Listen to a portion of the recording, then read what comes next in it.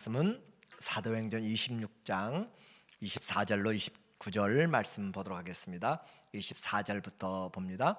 바울이 이같이 변명하매 베스도가 크게 소리내어 이르되 바울아 내가 미쳤도다.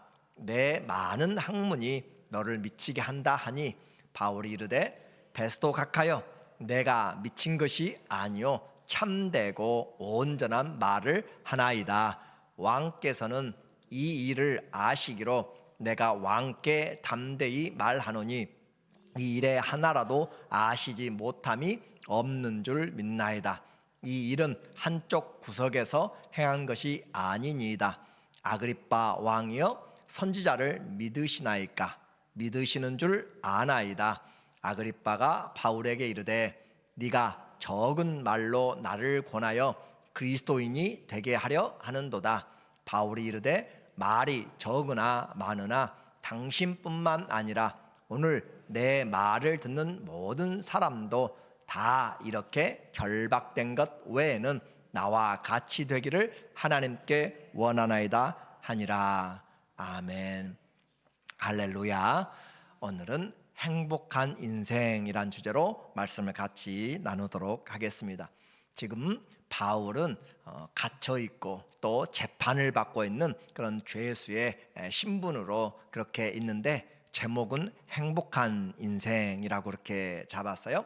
우리의 형편에도 불구하고 우리의 좋지 않은 환경에도 불구하고 주 예수께서 함께 하시면 우리의 삶은 힘이 있는 것이고 소망이 있고 행복하다라고 하는 그런 말씀의 내용이에요. 그래서 바울이 지금 헤롯 아그리빠 왕 앞에 재판석에 섰습니다. 그래서 총독이 재판장을 열었고 특별히 아그리빠 왕을 위하여서 지금 재판 자리를 만들어 놓고 많은 고관들이 함께 앉아 있고 지금 바울이 자기 변명을 지금 하고 있어요. 그래서 믿음은 우리에게 변화된 인생을 이야기한다라고 했습니다. 믿으면 변화되지 않는 것은 이상한 것이에요.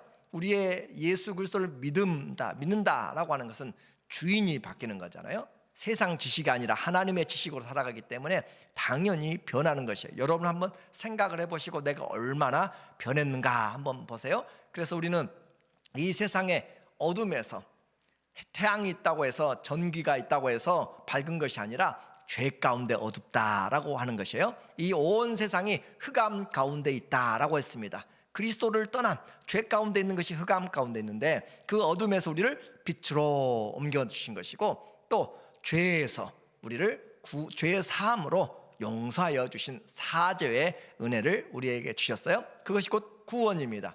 그리고 사탄의 얽매여서 그에게 속하였던 사단의 나라에서 하나님의 사랑의 아들의 나라로 우리를 옮겨주셔서 장소가 바뀌어진 것이에요.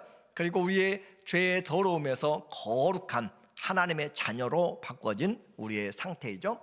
그리고 영원히 멸망할 수밖에 없는 우리의 그 사망에서 영생의 생명으로 우리에게 바꾸어 주셨어요. 지금 실감이 나지 않아요. 얼마나 많은 은혜를 얼마나 많은 복을 받았는지 우리는 지금 잘 계산을 못해요. 그러나 그날에 가보면 분명하게 나타나게 됩니다. 죄인들을 하나님이 영원한 하나님 나라 기업의 상속자로 그리스도와 함께 그렇게 세워주셨어요. 그리고 예수 그리스도를 박해하고 핍박하고 그를 부인했던 우리를 예수 그리스도의 증인들로 불러주신 얼마나 많은 변화가 우리에게 있었어요. 그래서 예수 그리스도를 믿는다라고 하는 것은 변화된 삶이다라고 하는 것이죠. 이것이 바로 우리의 인생의 모습입니다.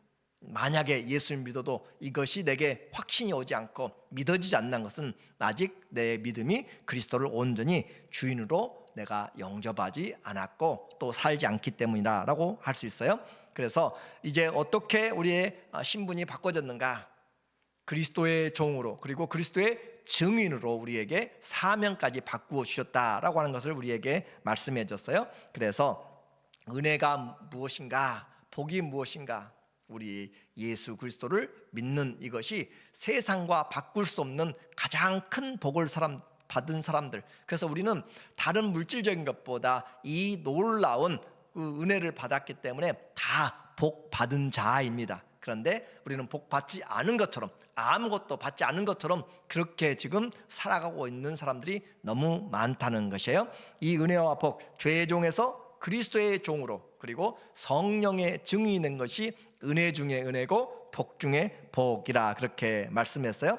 자, 이제 우리의 인생에서 잘 해야 될 것이 뭐냐면 해석을 해야 돼요. 우리의 인생의 해석을 잘 해야 내가 복을 받은 자인지 아니면 내 인생의 삶이 어떻게 변할 것인지 알게 돼요.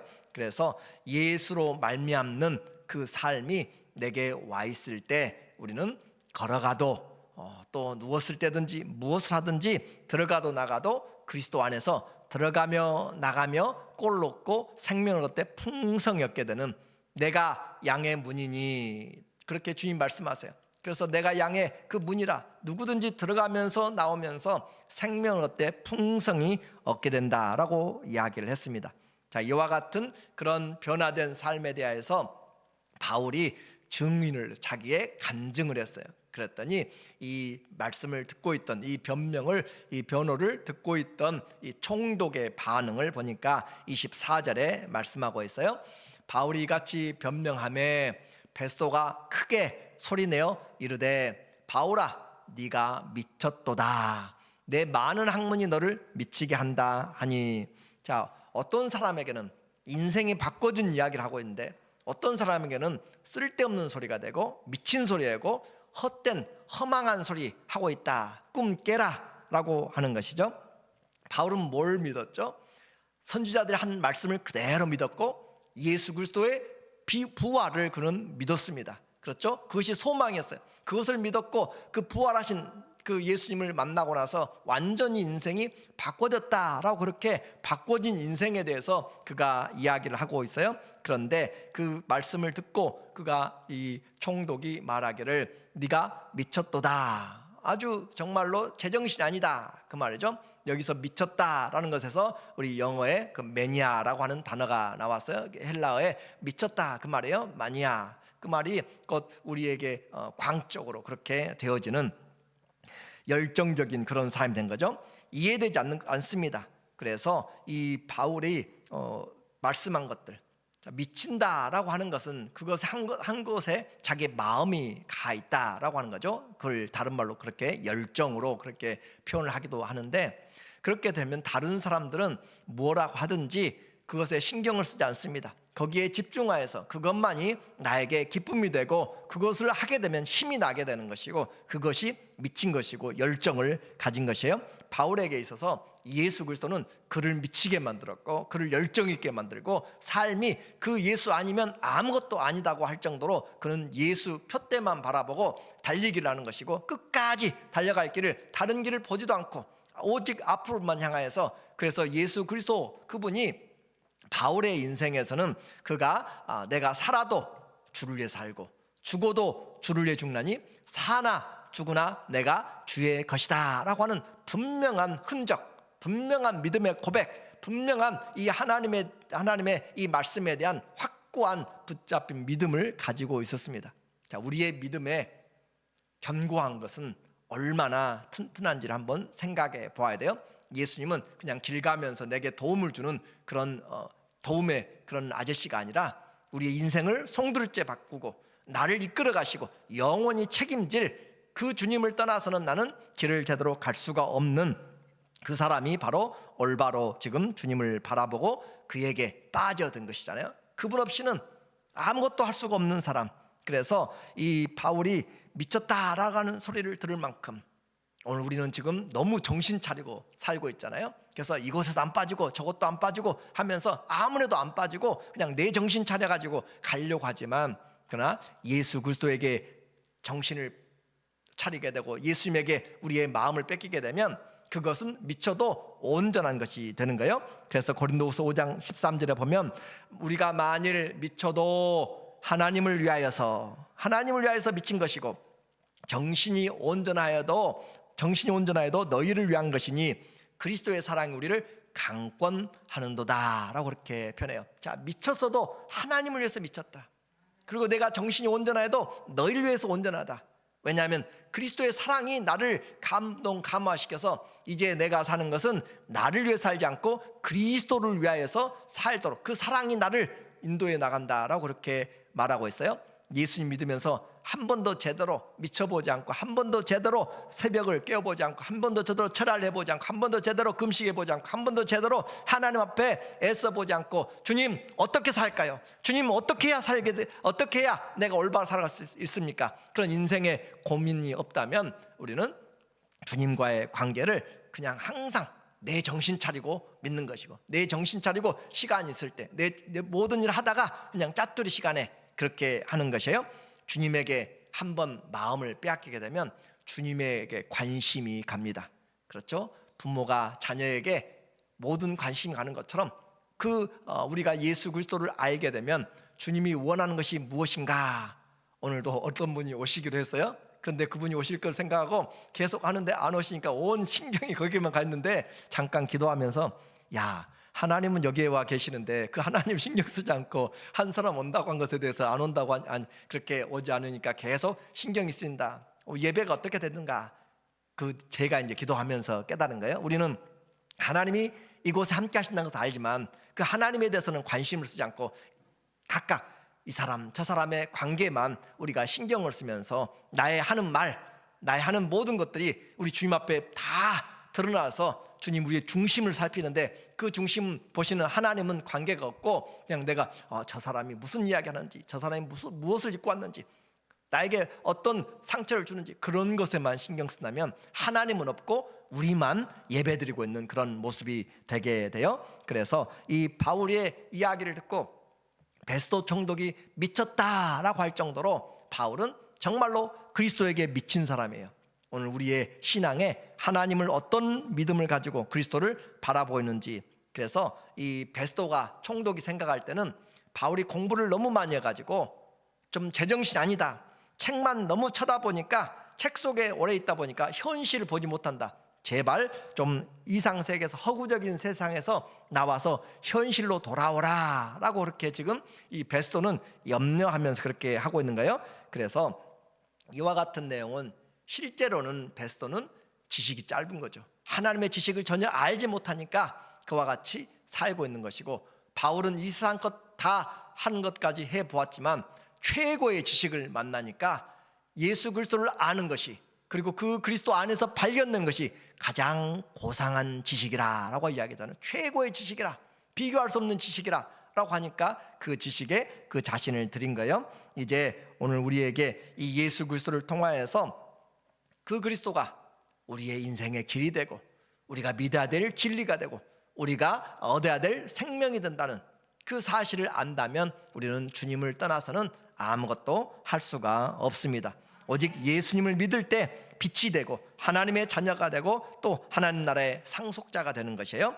믿음은 생존의 문제입니다. 자꾸 생각해 보셔야 돼요. 믿음은 생존의 문제예요. 그냥 믿음을 내가 단순히 내 신앙생활에 잠깐 도움을 주고 위로를 주는 그런 마약과 같은 것이 아니라, 이 믿음은 우리의 생존의 문제고 영원한 우리의 생사가 달려있다. 그래서 가장 우선순위가 되는 삶입니다.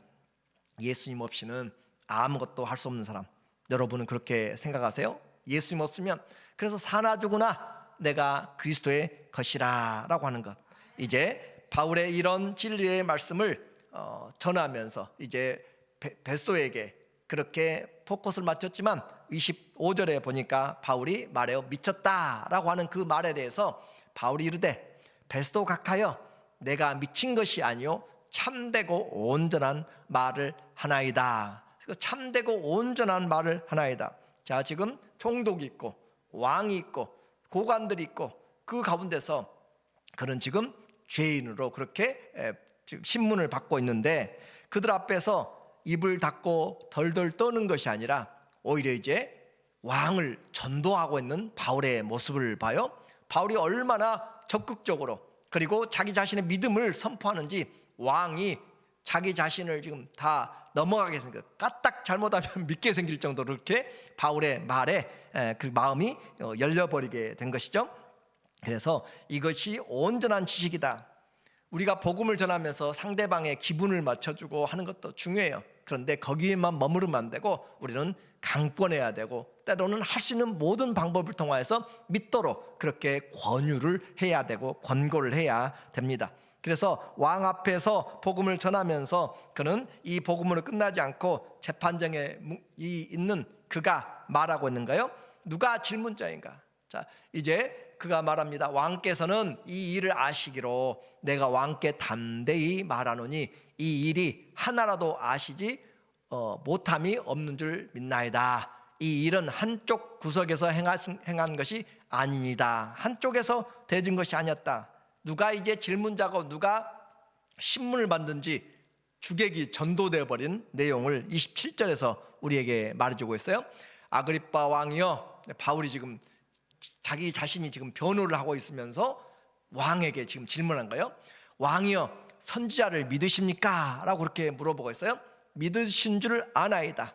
아그리빠가 바울에게 이르되 네가 적은 말로 나를 권하여 그리스도인이 되게 하려 하는도다. 이 말의 정확한 번역은 내가 조금만 정신 못 차렸으면 그리스도인이 될 뻔했다라는 그런 내용입니다. 그러니까 이 사람은 안 넘어가려고 얼마나 자기의 의지를 가지고 하고 있는지를 우리에게 말씀하고 있고, 바울은 지금 신문을 받고 있으면서 오히려 그가 이 왕에게 질문을 하고 그가 대답하도록 그렇게 이야기하는 거죠. 마치 검사가 증인에게 또 피고인에게 질문하면서 이렇게 했지라고 이렇게 대답을 확증을 얻어내는 것처럼 바울이 오히려 인생에 대한 답을 지금 요청하고 있는 것이에요. 바울은 주님 때문에 지금 결박이 되었습니다. 그래서 네가 적은 말로 나를 그리스도인이 되게 한다라고 하니까 바울의 대답이, 바울이 이르되 내 말이 적으나 많으나 당신뿐 아니라 오늘 내 말을 듣는 모든 사람도 다 이렇게 결박된 것 외에는 나와 같이 되기를 하나님께 원하나이다 하니라. 자, 이 말이 오늘 우리가 이제 받아야 될 메시지예요. 행복한 인생이라고 이야기했습니다.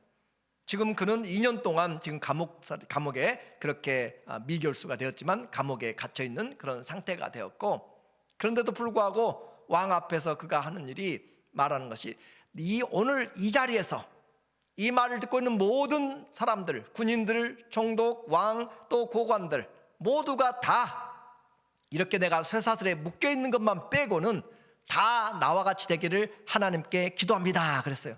나와 같이 되기는 것은 무슨 말이에요? 다 그리스도인이 되기를 원합니다. 다 예수 그리스도를 소망으로 모시기를 원합니다. 예수 그리스도의 부활을 믿기를 원합니다 라고 하는 거예요.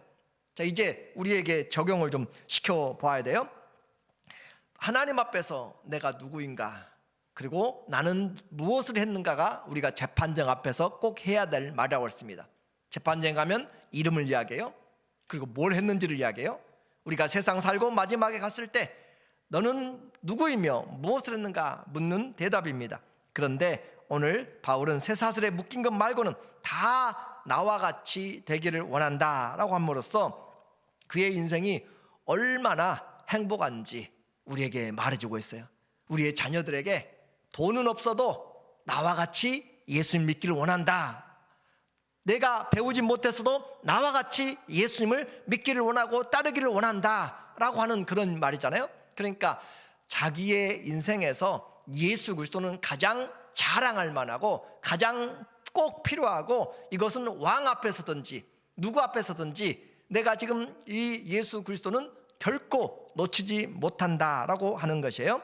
그래서 바울은 가장 가치 있는 인생을 지금 살았습니다. 그리고 가장 행복한 삶을 지금 말하고 있어요. 이 세상에 우리의 세상은 예수님 믿고 좀 물질도 또 다른 세상의 것들도 좀 더 예수님을 하나의 도구로 생각하는 우리에게 이 묶인 것 외에는 나와 같이 되기를 원한다라고 함으로써 우리에게 명예에 사로잡히고 감정에 사로잡히고 내 모든 일들에 사로잡히는 우리에게 강한 어필을 지금 하고 있는 것이에요. 그래서 누구 앞에서도 나는 나와 같이 예수 그리스도를 믿는 사람 되기를 원합니다 라고 하는 그 신앙의 고백이 그의 인생을 하나님 앞에서 행복하게, 그리고 그의 인생이 헛되지 않았음을 우리에게 말합니다.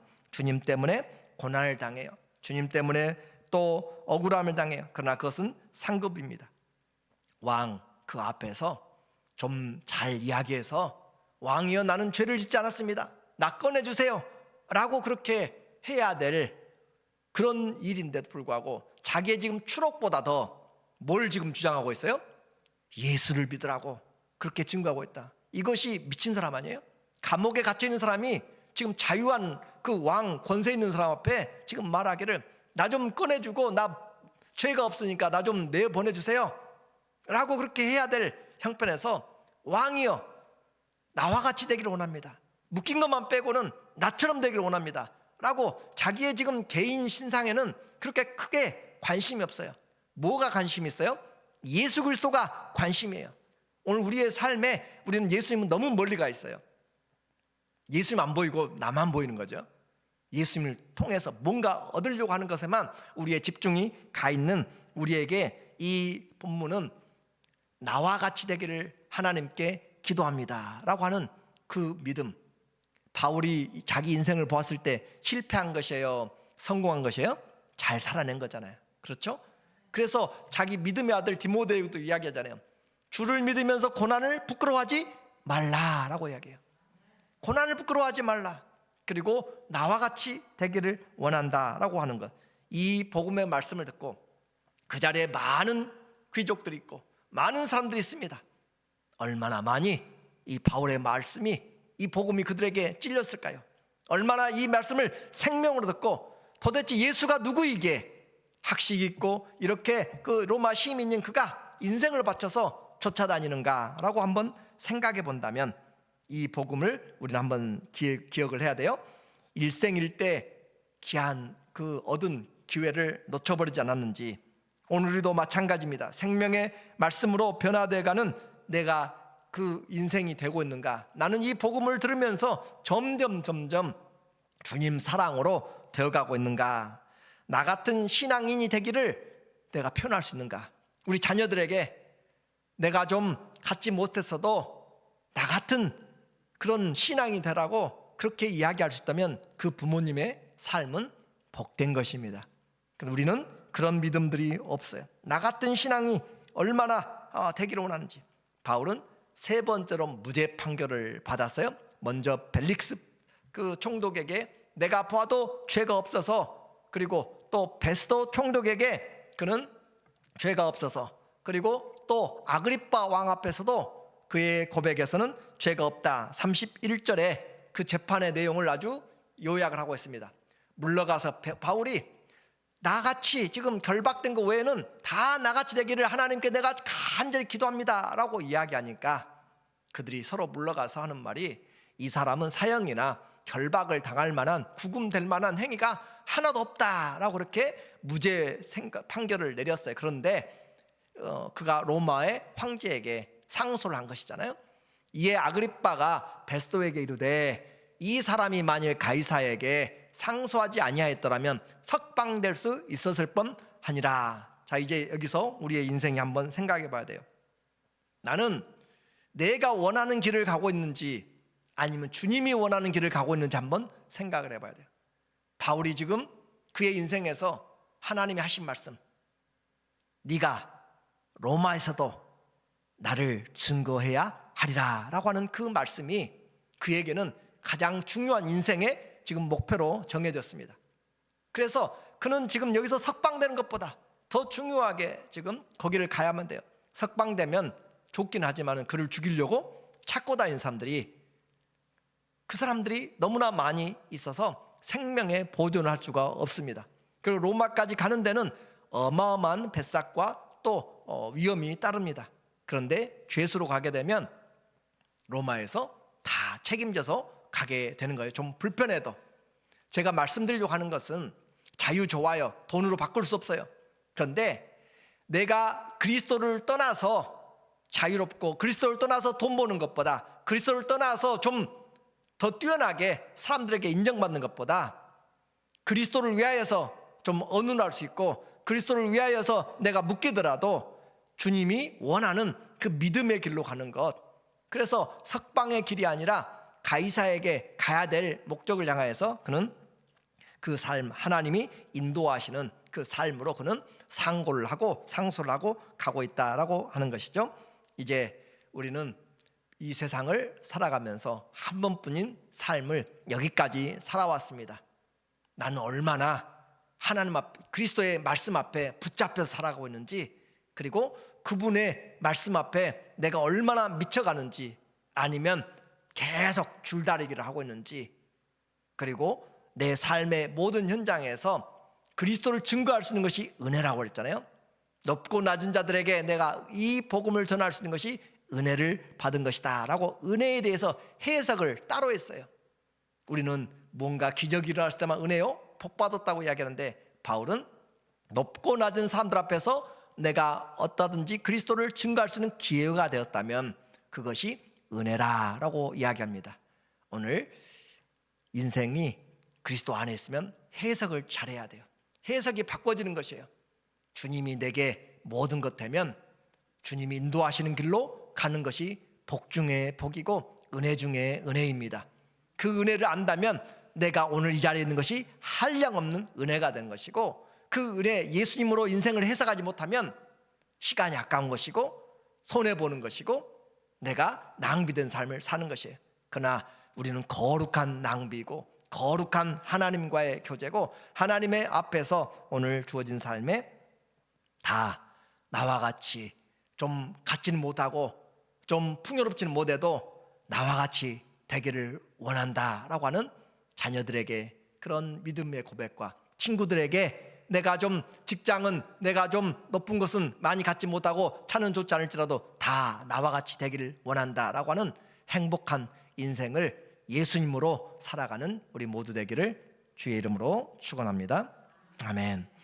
하나님 아버지, 나와 같이 되기를 원하는 그런 예수님이 내 안에 계신지 하나님 용서하여 주시고, 남은 삶 무엇을 위해서 달려갈 것인지 우리에게 기회를 주었을 때 주 앞에서 잘 살아가도록, 너는 누구이며 무엇을 하다 왔는가 반드시 묻고 또 질문에 대답을 하게 될 것인데, 주님이 인도하는 삶으로 그 자리에 있게 하여 주시옵소서. 예수님의 이름으로 기도합니다. 아멘.